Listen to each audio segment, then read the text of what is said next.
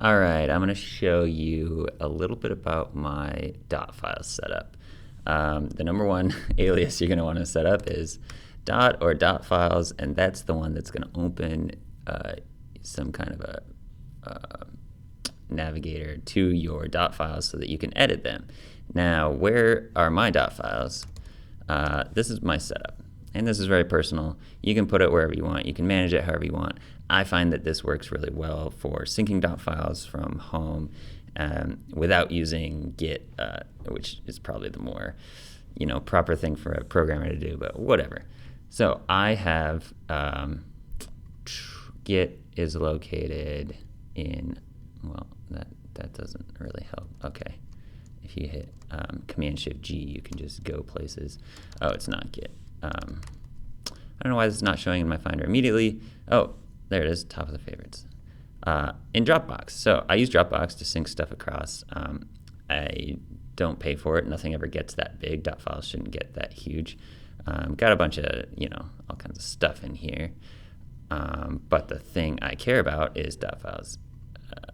So that's Dropbox. I keep it in Git, dot files, and then I have public ones, and I have stuff for any company or project that I'm working for as like a separate one.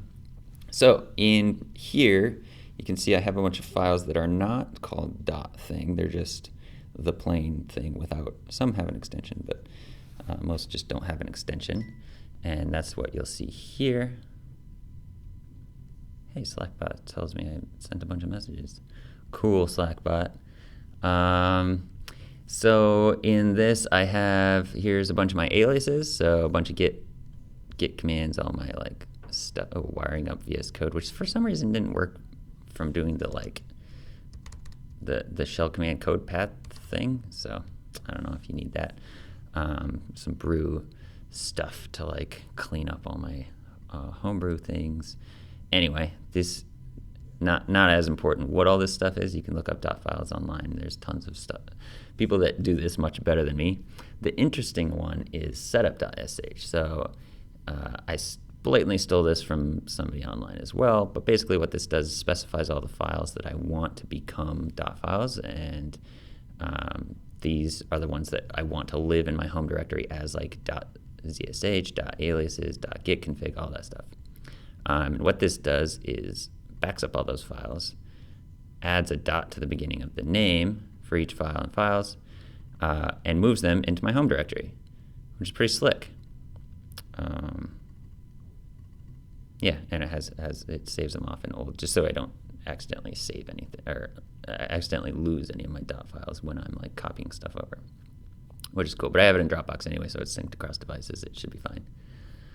So what does this mean? What this means is when I change something here or add a file, I just added Slate, which is a open source free window manager for Mac. Lets me do things like left half, right half, full screen, all with key commands that I can specify in this config.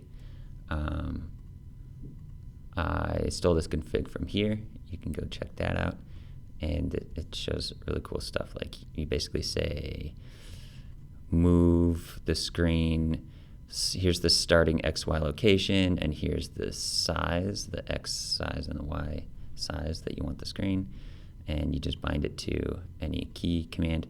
Pro tip here that you might not find anywhere else if you are using Slate, the function key on a Mac and the arrows send page up for up, page down for down, home for left, and end for right. So you can use those and bind them. They're usually not bound to anything else in the Mac system. And if you don't use those for page up, page down, home and end, I usually use command for that. This does the same thing. Then you can feel free to bind those commands. I think function delete sends something too, but I'm not sure what that's called. Yeah, so with this alias is set up, if I add a new alias here, alias foo to echo bar, whatever, then I save this. It syncs across Dropbox so that at home, all I have to do is run that setup .sh file. Actually, no, I don't even have to run the setup sh file, because what this is actually doing, it's not even moving anything. I said move before. It's moving all the files into the old directory, but then it's just creating a symlink. So ln is how you create a symlink, which means the file in the home directory is actually a reference directly to the file in Dropbox. So what that means is literally I have to do nothing. I create this new alias. I go home. I get on my computer. As long as Dropbox synced over, the symlink is pointing to the same Dropbox file, and I can just use foo, and it should just work.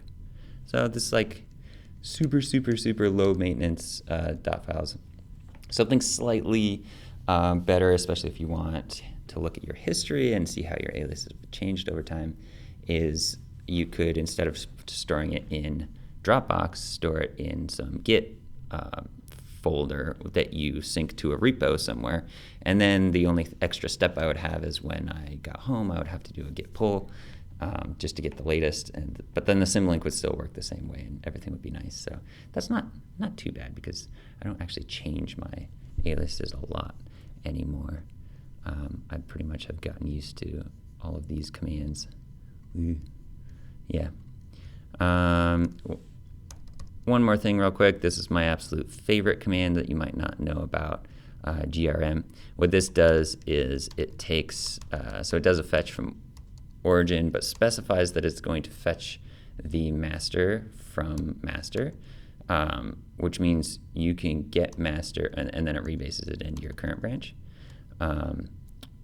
So what this means is that you can rebase master and then merge it, well, get the latest master from the server without changing branches, and then merge it into your branch, or rebase it into your branch. So that's pretty cool. I use that one all the time if I'm afraid stuff is changing on master. That's all I got for this video, and I'll see you next time.